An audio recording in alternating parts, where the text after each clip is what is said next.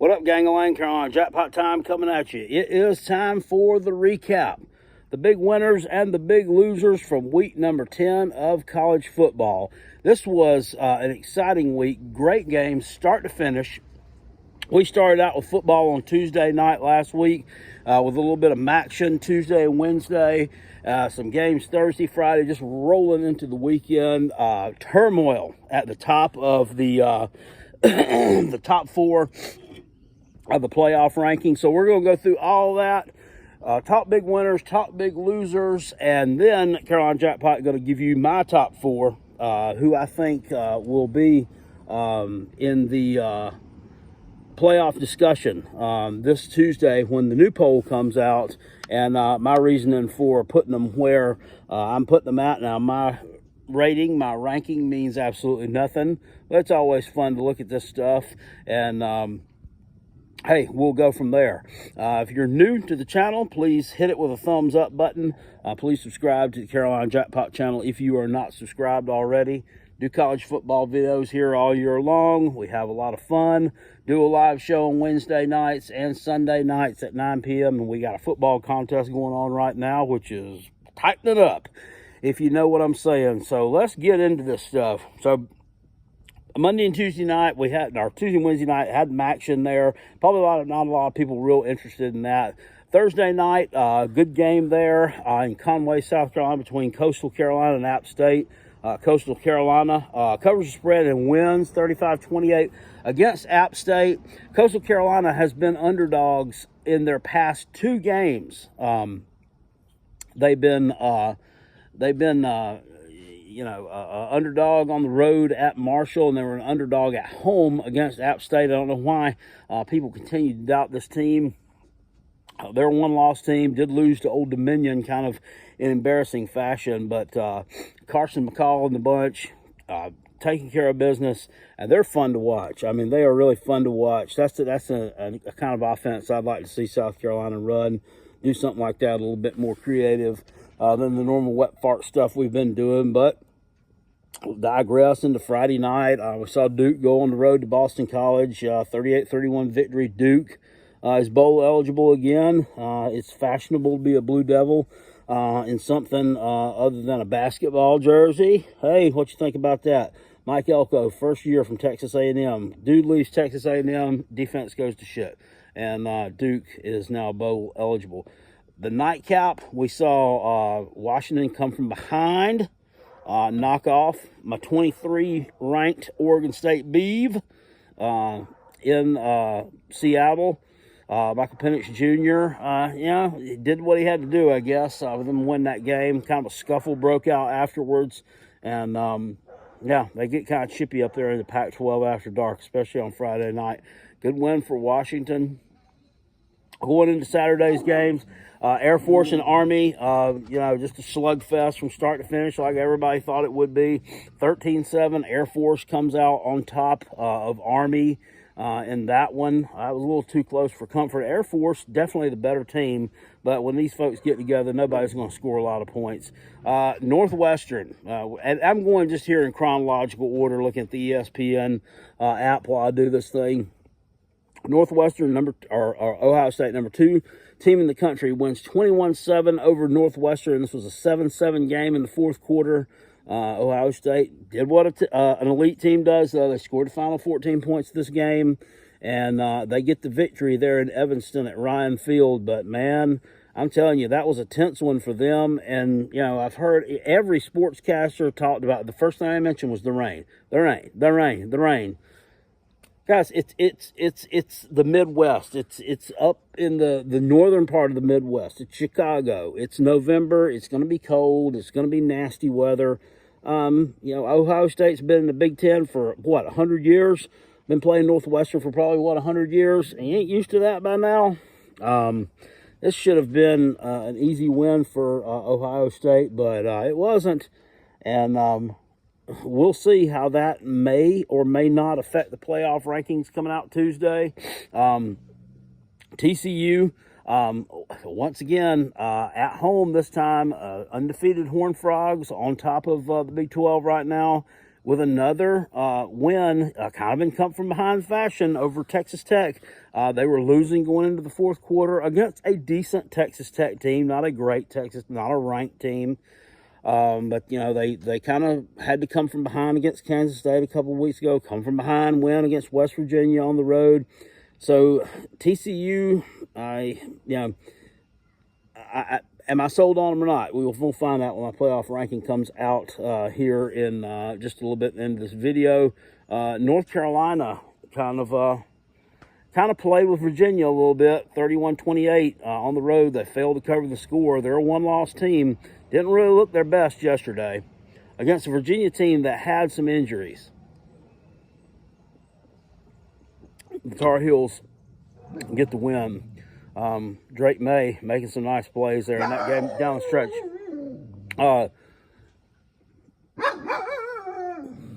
Damn good dog. Tulane, number 19 team in the country, still with one loss. Goes on the road, gets a 27-13 win over Tulsa. Here's one, Kentucky and Mizzou. 21-17 final score. You know, I mean, we're talking 38 combined points between these two teams.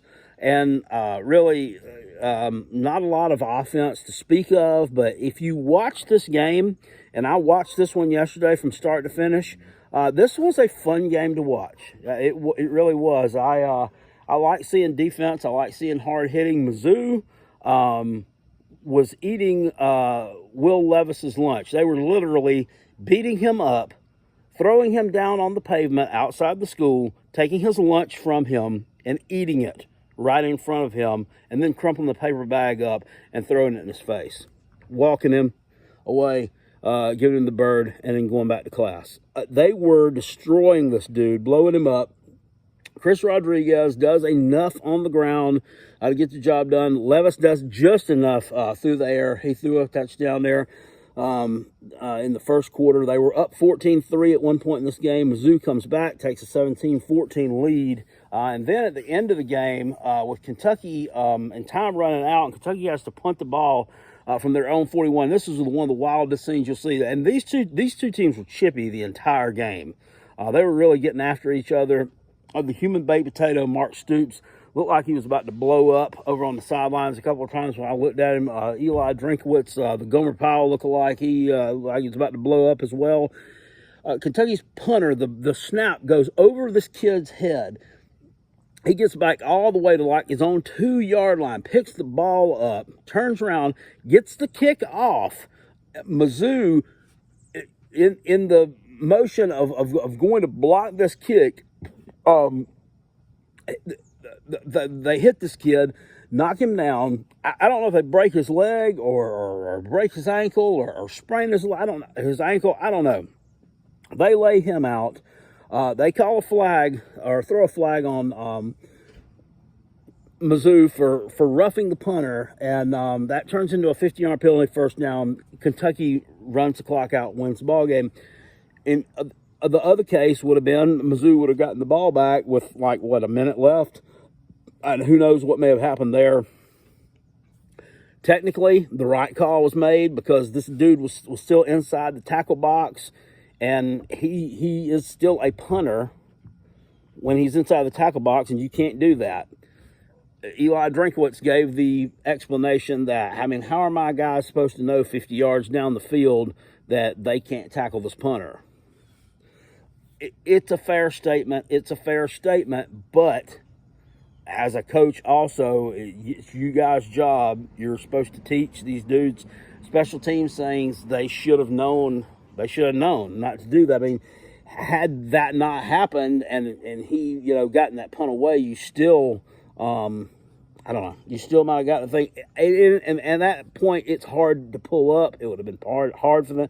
It was just a wild scene. It really was. I don't know that I wouldn't have done the same thing myself. So, anyway, Kentucky escapes with a win over Mizzou there, but I'm not quite sure they were the better team, if you know what I'm saying. I was really wanting to see Missouri win that game. Florida, 41-24 over Texas A&M. Everybody, was telling us that, Texas A&M missing a lot of starters before this game. quarterback was out, and that hurt because that kid, Connor Wegman, playing a lot better than the now backup Hayes King, who was the starter. This guy's throwing motion and his quarterback play is just not real good. Florida gets the win 41-24. Texas A&M, though, actually was leading at halftime in this game. So I'm still not sold on Florida being a good team. They're favored by 8 against my Gamecocks in the opening line in next Saturday's ball game. I figure that's about where it would land at. But I don't think Florida is 8 points better than South Carolina at this point. But that's what the line fell at as of right now. Minnesota goes on the road against Nebraska, 2013 win there. They were trailing in that game. Iowa, 24-3 over Purdue. Kind of a little bit of an upset there. Carolina Jackpot correctly predicted that one. Disappointing performance here by Maryland. They were 5-point underdogs and going on the road against Wisconsin, and they absolutely lay an egg. Mike Loxley's bunch just didn't show up. 23-10, Wisconsin, with their interim coach, beats the Turtle in Madison. And, this was just a battle of a team with a really good offense that doesn't play a lot of defense against a team with a wet fart offense that plays pretty good defense. And the pretty good defense came out on top yesterday in this one. So that was a kind of a disappointing one. Georgia Tech 28, Virginia Tech 27, and I had to go back and look at this one to see in this game, if Jeff Sims played for Georgia Tech yesterday, and he did not play at quarterback. It was Zach Pyron, the freshman quarterback for Georgia Tech, who I believe, and I want to check this one out also, last week, he played against Georgia Tech or against Florida State. This guy looked awful against Florida State last week. He goes out there, though, yesterday and leads Georgia Tech to a come-from-behind win on the road at Virginia Tech. Georgia Tech's now 4-5. Virginia Tech is 2-7. And then coming up on the schedule for Virginia Tech, just trying to look at this team and kind of figure out where they may end up in the world of college football here. And I don't really know what we're going to expect here from Virginia Tech. Carolina Jackpot not able to really pull this up right now. We're having some technical difficulties out here. Why is it on the back porch? Really? I mean, why is that? Why is this happening? Damn it. Anyway, Virginia Tech. How far has this program fallen? 2-7, and I know they wanted to make a change from Justin Fuentes. They weren't happy with the way the program was going. Frank Beamer had elevated it to a certain level, and then Fuentes took over. He made it to the ACC championship game. Got ran out of the gym against Clemson the first. He didn't really. He lost by a touchdown against Clemson in 2015, but. The years after that, they just weren't very good, and they finally parted ways, and they brought in Brent Pry, defensive coordinator from good old Penn State. I don't know. I really didn't like this hire as far as for a head coach for Virginia Tech, but he's a Virginia Tech guy. He was their guy. That's what they wanted. But not looking very good there at all. And now you're talking 2-7, and look at the remaining schedule, which I was able to pull up. Next week, they go on the road to Duke. That's 2-8.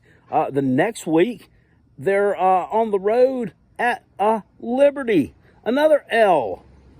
Another L. So you'll be 2-9 after that. And then, of course, the last game of the season, you take on 3-6 Virginia. In the who gives a damn Commonwealth Cup game. So, who knows? Virginia Tech may end up 2-10. They may end up 3-9. Either way, not a very good start for Mr. Pry. And one has to wonder, could he immediately be considered for being let go? That's a fair question. It really is, because they're not used to those kind of seasons there.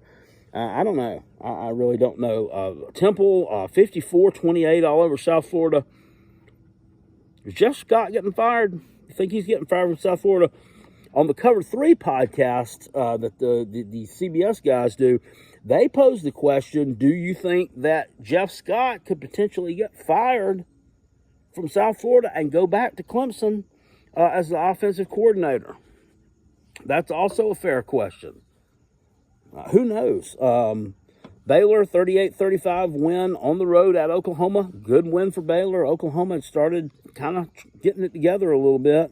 But the Baylor Bears go on the road, knock them off there. So, Baylor's sitting here at 6-3, Oklahoma at 5-4.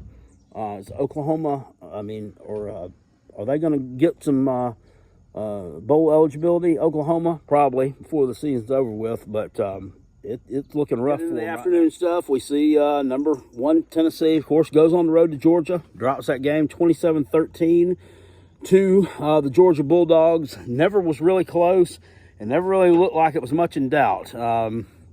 I guess one might say this one really, just for the casual college football fan who really didn't. I took Tennessee to cover the spread, but I was pulling for Georgia because I don't like Tennessee. I don't really like either team, to be honest with you. I don't have a lot of love for the guys from Athens either, but I definitely wanted to see them take Tennessee down a peg, and they did. But it really wasn't satisfying because as a college football fan, I wanted to see a good game. I wanted to see a 38-35 final score, a 42-38 game, something that went down to the wire, something crazy. And we just didn't see it. Stetson Bennett, the fourth, what can you say? This guy just goes out there from start to finish, takes control of the game, getting, chunk yardage, passing the ball when he needs to. Georgia establishing the ground game, keeping Tennessee off balance all day long. And then in the second half, they really just went into a hyper-conservative wet fart mode there too.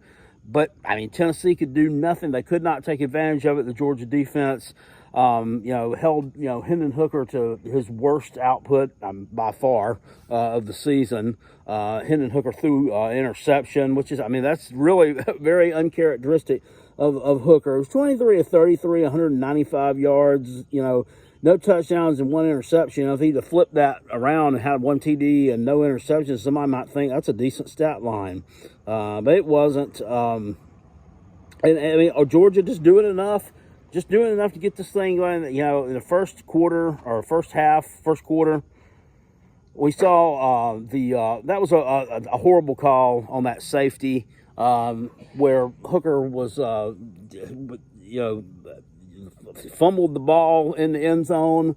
Offensive lineman picks it up, tries to get it out of the end zone. He doesn't. That ball, clearly he had possession of that football inbounds there. That was a safety. So Georgia should have gotten an extra 2 points there and should have gotten the ball, but in the end it didn't matter. But that was a crazy play in that game. And good to see Georgia get the win there over Tennessee. Oregon 49-10 on the road over Colorado, putting up a few style points, if I do say so myself. Number 15 in the country, Penn State Nittany Lions go on the road to Indiana, get a 45-14 win over a terrible Indiana team. Illinois. And this one, it was kind of disappointing too, and especially who it was against there. Peyton Thorne and the Michigan State Spartans there. He's 19-29, 182 yards there. And they get a 23-15 upset win over Illinois. After the way Michigan State acted after that Michigan game, and I don't care what you really think about it or have to say about that. I haven't said a lot about that, but the way they acted after that game in that tunnel was absolutely ridiculous. Now, Buddy from Michigan should not want to have went running up that tunnel when there were Michigan State players still in it by himself. That was just asking for trouble. but he still didn't deserve to get his ass beat like he did. And to see them win a game is just kind of disgusting to me. But they do. 23-15 over Illinois. Hopefully Illinois is able to bounce back from that because they've been having a really good year. And this was a team that they should not have lost to. Michigan State's just terrible. Oklahoma State and Kansas. Kansas 37-16 winners over Oklahoma State. Boy, Oklahoma State really, they just, after last year, after, what was it, was that the Cotton Bowl against, or was it Sugar Bowl? Who they beat? They beat Notre Dame in the bowl game, at any rate. Definitely have thought that Oklahoma State had finally arrived. They kind of finally gotten over the hump, but it's just not happening for them. They lose last week 48-0. So, you thought they would bounce back. They lost 48-0 against K-State. They play Kansas. Yesterday, you thought they might bounce back against the backup quarterback, Jason Bean. Can't get it done. 37-16. Kansas wins there. Pitt, 19-9 winners over that ranked Syracuse team.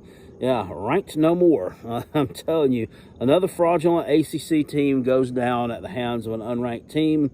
UCF, number 25 in the country, sneaking in there inside the poll, 35-28 over Memphis on the road. Washington State destroys Stanford, 52-14. Not sure what's going on there, but one would have to think David Shaw is really, really on borrowed time. I'm surprised the guy hasn't been fired yet. They had a lot of success there at Stanford, most of it under David Shaw. So, but they really haven't been worth a salt since Bryce Love was there, and that guy stayed injured a lot too. So, I don't know where they go from here, but Stanford has been a proud program in the past, and it's certainly capable of making noise in the Pac-12.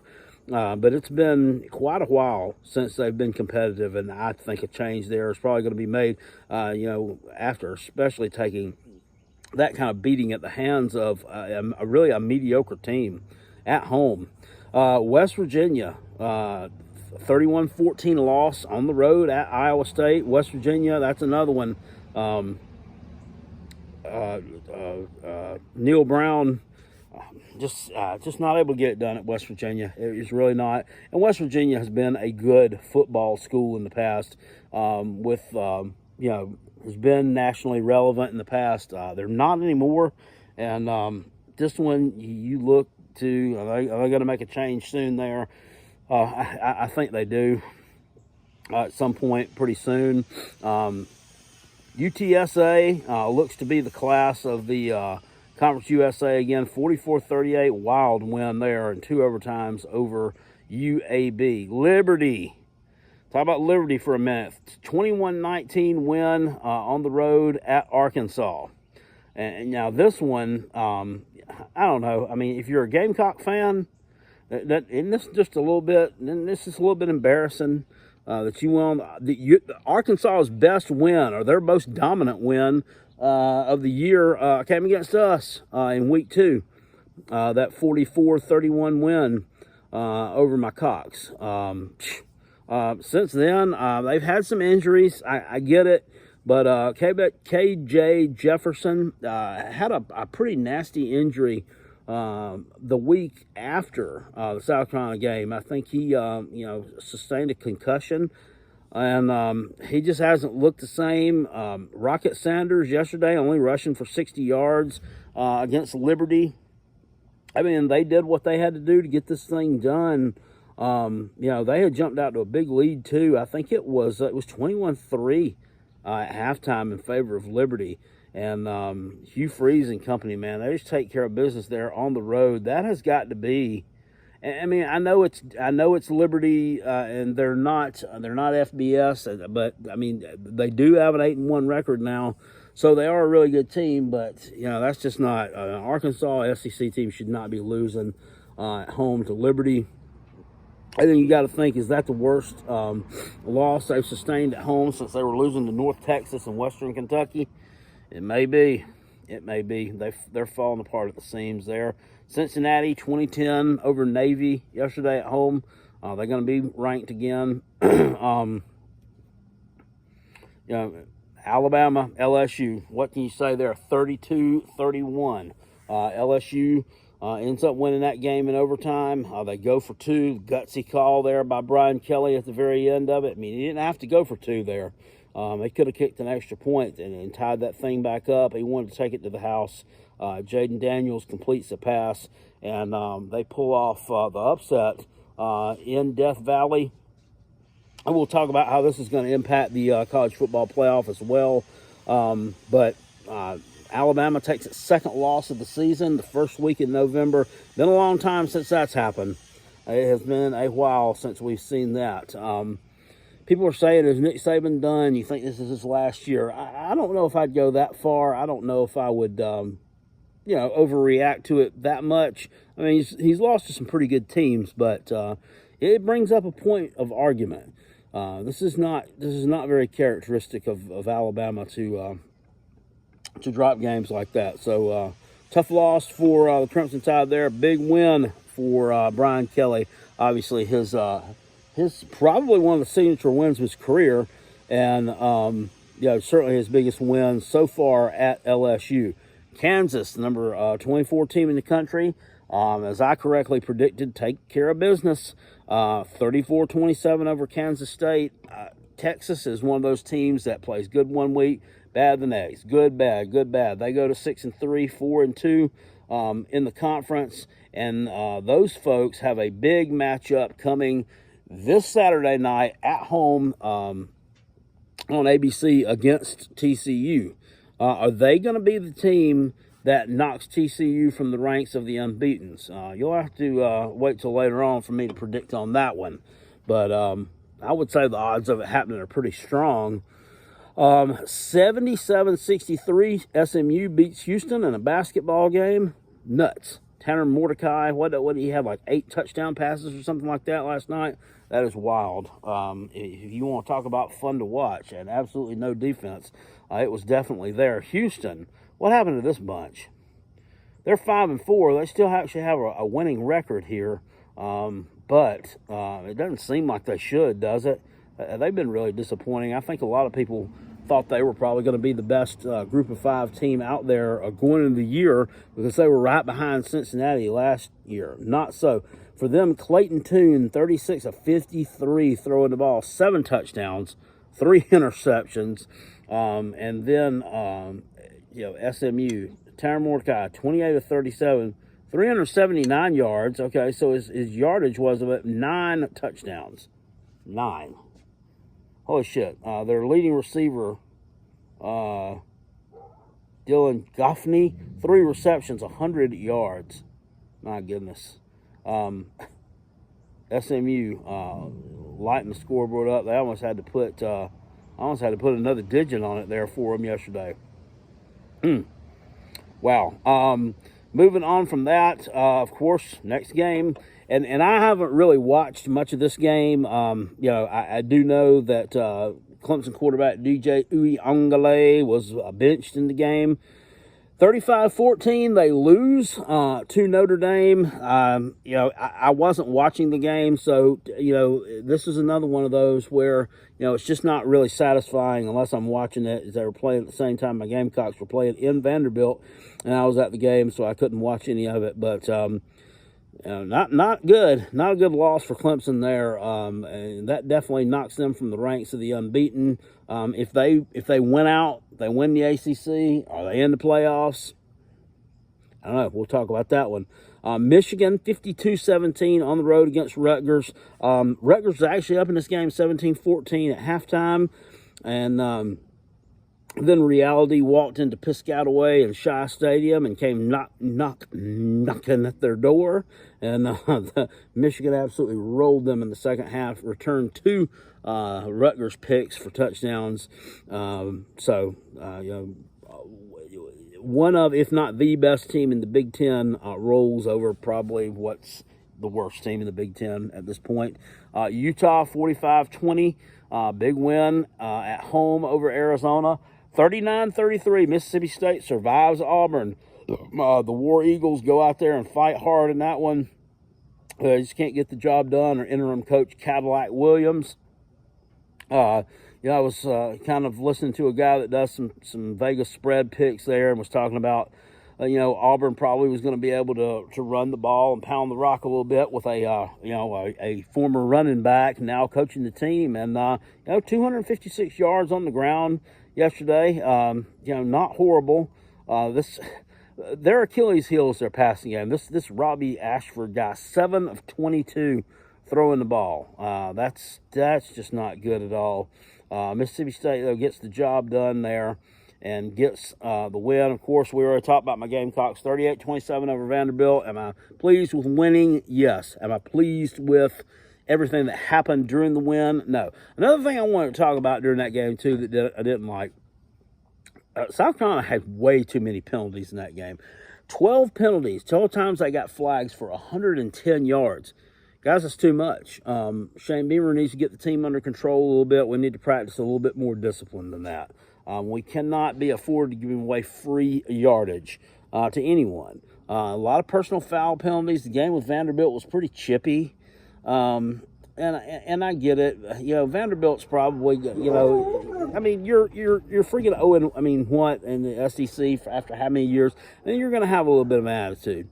But South Carolina, I appreciate them having swag, but you need to have some controlled swag. Control your swag. Don't let it get the best of you and have a bunch of dumb penalties and this and that. Louisville, 34-10 over James Madison. That was a little bit too close for comfort at one point in time, but they get the big win there. And now Louisville sitting here at 6-3 on the year. They're going on the road next week, taking on the Taters at 3:30 next Saturday. Clemson's a 7-point favorite at home. Are they, though? I mean, is this the year that Louisville and I'm not making a homer pick here. I think this is the year that Louisville may finally get Clemson. Louisville entered the ACC in 2014, has not beaten Clemson. They've had some close calls. Last year, probably, there have been, I know, 3 games against Clemson that were extremely close calls. 2016, the Lamar Jackson game where the kid got pushed out of bounds at the 2-yard line with 2 seconds left. Just a crazy finish. Last year, Malik Cunningham gets tackled on the 1-yard line at the last play of the game against Clemson. Absolutely nuts. They're due. They're due to beat them. South Carolina had not beaten Texas A&M the whole time we've been playing them since 2014. Same thing with Louisville and Clemson, right? Same number of years, never beat them. Coincidence? Maybe. Maybe not. I don't know. Is this the year the 2014 losing streaks go down? Maybe it is. Florida State, 45-3 over Miami last night. And I feel like an absolute idiot because I took Miami to cover the spread in this game. Florida State on the road, obviously just in control of this game from start to finish. Jordan Travis, 202 yards through the air, 10 of 12. Absolutely just ate up Notre Dame. Trey Benson, over 100 yards rushing there. Leonard Tofudi, or whatever, another 52 yards. Tyler Van Dyke and this Brown kid, none of them could get anything going through the air. Miami's offense is absolutely awful. Their offense, period, it's absolutely terrible. So I definitely think a change will be made there. Offensive coordinator there, Josh Gaddis, is definitely one that old Zach Smith on his Minister Sports podcast, he's definitely kind of laid into him a lot. I think he did some kind of film breakdown on his Patreon page or something of Josh Gaddis' horrible offense. And I don't know why he doesn't like him. I think Josh Gaddis was a coach at Michigan at some point. Maybe that's why I didn't like him. I have beef. But something or another, like Miami got his videos like copyright infringement on him or something, and they had a big meltdown there with that one. But anyway, Josh Gaddis, obviously not a very good offensive coordinator. You only put up 3 points against a Florida State team that, Florida State is doing well this year. They're sitting here at 6-3. They may end up getting ranked again, but really, come on, this is a rivalry game. This is a big game. It used to be the records really didn't matter with these two. You always knew it was going to be a touchdown or less. That's why I took Miami to cover the spread. Shame on me. Shame on me on that one. Just an absolute blowout. Wake Forest goes on the road to NC State, catches another L, 30-21, NC State. And that was a true freshman quarterback starting NC State there. The quarterback Devin Leary out for the year. This kid MJ Morris last night looks like he's 18 for 28, 3 touchdowns against that vaunted Wake Forest defense that my podcast buddy Rob Sanders told me that Wake Forest could beat Tennessee. 2 touchdowns, 3 interceptions for Sam Hartman. This guy's been a turnover machine the past few weeks. Not really sure what's going on there. 29 of 48, though, almost 400 yards. Wake Forest was ranked, and definitely heading in the wrong direction. NC State looks like they may be able to salvage their season. Late game last night that I watched some of in hotel room after our game. USC 41-35. They don't cover the spread at home against the Cal Golden Bears with Lincoln Riley's team. Still sitting here with 1 loss. Ultimately, are they going to end up playing Oregon? This one's going to come down to the UCLA-USC game, one would think, in a couple of weeks to see who's going to end up taking on Oregon in the Pac-12 championship. They got Colorado next week. That's a dub, and then it's the next week. Okay, they got. I forgot the rivalry game against Notre Dame.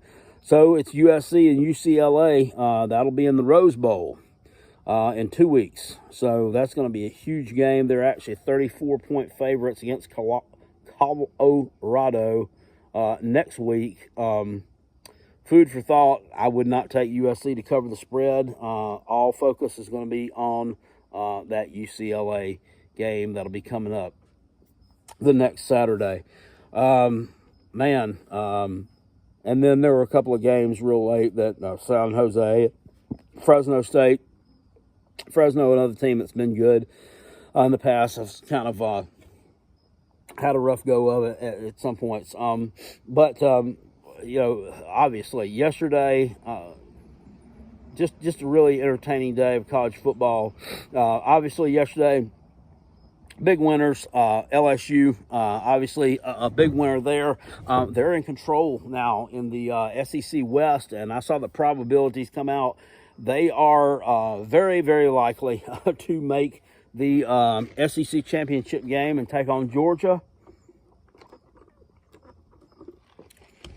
That'll be a huge matchup. Everybody thought LSU was a flawed team. I don't know, maybe not. They outcoached, out-schemed, and outplayed, and outworked Alabama, and definitely deserved to get that victory. That's a big winner there. Of course, Georgia, big winner there. Taking down number 1 Tennessee at home with relative ease. Huge win for Kirby Smart's team.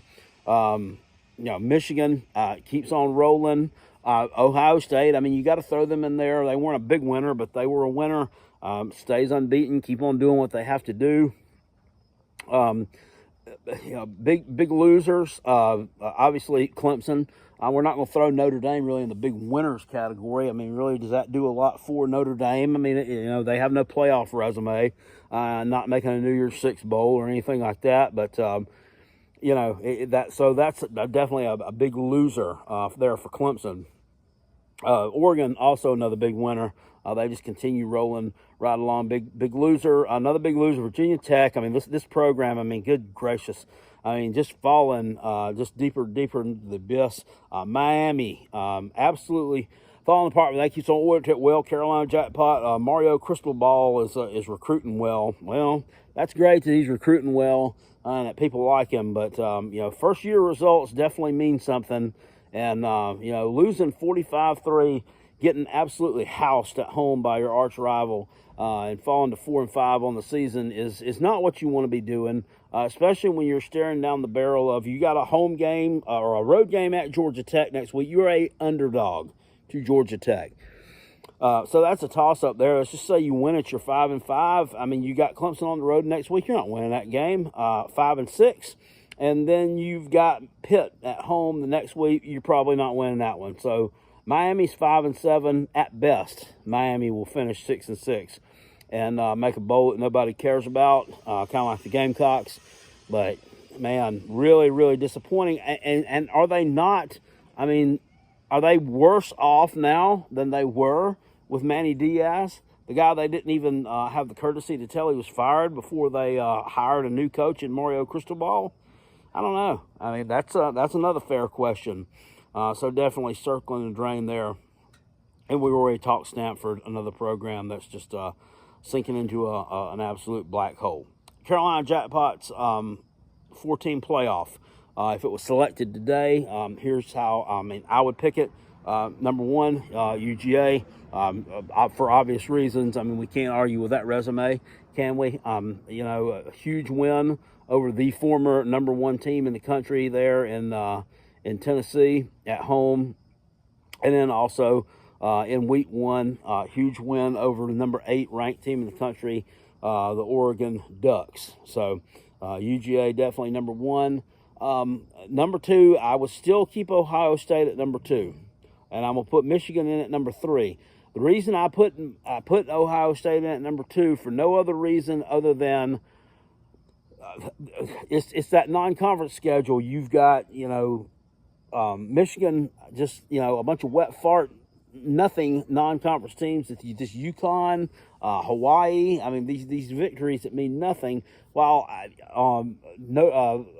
Ohio State's non-conference schedule did include a Notre Dame team that took down number 4 Clemson last night. So that really helps out Ohio State's case there. Just looking at common opponents, Michigan really blew out Penn State. Ohio State kind of struggled with them on the road, ultimately getting the win. And then you look at, though, Iowa. Iowa's a team that, Penn State blew them out. The final score looked like it anyway. They really didn't play like it, but they blew out Iowa. Michigan didn't blow out Iowa. It was a 27-13 win. It was on the road. So I guess a case can be made either way for each one, but for the purposes of what we've got on here, I'm still, the eye test still tells me Ohio State 2, Michigan 3. And then I'm plugging Tennessee in at number 4 still. I cannot move them totally out of the college football playoff just because of that loss to number 3 UGA. I, along with a lot of people, think UGA should have been ranked number 1, and Tennessee should have probably been either 2 or 3. But that's just the way they handled it there. But Tennessee, still a one-loss team. I put them in slightly over undefeated TCU, and TCU may not like that, but they'll probably be calling Carolina Jackpot later. I expect to get a phone call from Sonny Dykes like, "What the hell are you doing?" But you just got to look at the body of work. They have struggled against some not that great Big 12 teams. Had to come from behind against them. But then you look at Tennessee. The only blemish was this loss to UGA. Oh, you've got to win against number 1 at the time, Alabama. I know they're a 2-loss team now, and they're a flawed bunch. But then you got to look. Blowout win on the road at LSU, the team that just took down Alabama. So you see, Alabama figures in and factors into a lot of this stuff. So I think that's the way that's going to roll out with that playoff committee on Tuesday night. UGA 1, Ohio State 2, Michigan 3, and Tennessee at number 4. Now, watch out, Tennessee, this coming Saturday, and you can laugh all you want to. Carolina Jackpot really doesn't care. I think that it's obvious that you guys know I don't care what you think of me. But Tennessee, with that game against Missouri, they put you as a 21-point favorite in that game. They're laying 21 at home against Mizzou. And with good reason. I think, normally when a team has a big loss, they rebound, they bounce back in a big way, looking for the style points. You're not getting style points against Mizzou. I look for them to come out. I look for Mizzou's defense has done a total 180 from last year under defensive coordinator Blake Baker. That's not just because they beat my Gamecocks. Watched their game yesterday against Kentucky. They really look strong. I think that they keep that game tight with you, at least for a while. I think Tennessee will pull away, but I don't think you're going to cover that 21 against them at home. And that's another spot there, revenge. You beat them, what, 65-20 or something last year? It was absolutely horrible. So Mizzou's going to be looking to make a better showing of this one. Mizzou also a team that, could get bowl eligible if things fall their way and they get, a win over New Mexico State and Arkansas. They'll finish up 6-6. So I definitely look for them to come out there and punch Tennessee in the mouth in Neyland Stadium on Saturday afternoon. That's just my 2 cents on that one. I think UGA has Mississippi State on the road this coming Saturday. I don't know. I mean, college football's been crazy this year, man. It's been crazy. And now I know our good buddy Uncle Lou in his preseason preview prediction videos, he actually picked Mississippi State to beat his Georgia Bulldogs, not because he thinks Mississippi State's a great team. He thinks UGA is awful and that Mississippi State has some kind of rabbit's foot or anything crazy like that, but because it's really hard to go undefeated in the regular season. And he just looked at a place where he thought that they could potentially trip up, and that would be in losing to Mississippi State.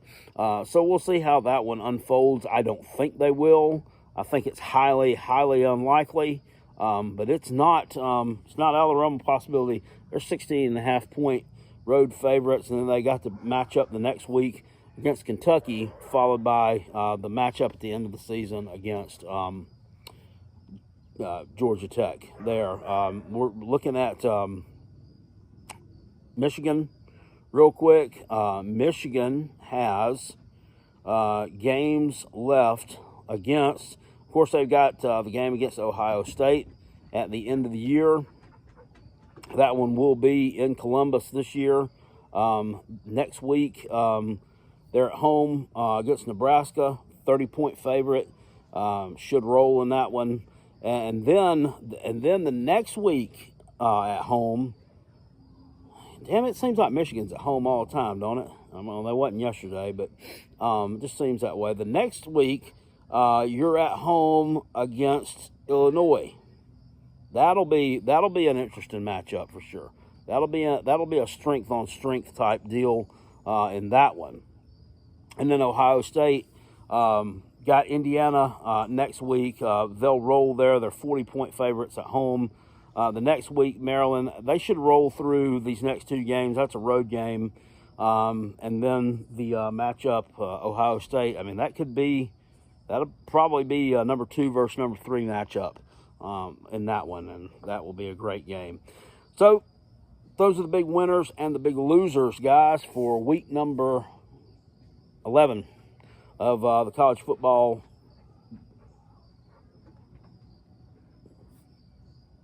It's week number 11 or week number 10. What was it? I think it was week number 10. It was week number 10. If you enjoyed this video, hit it with a thumbs up. I'll see you guys later. I appreciate it. Peace. Go Cox. And go Coach Beamer. Woo.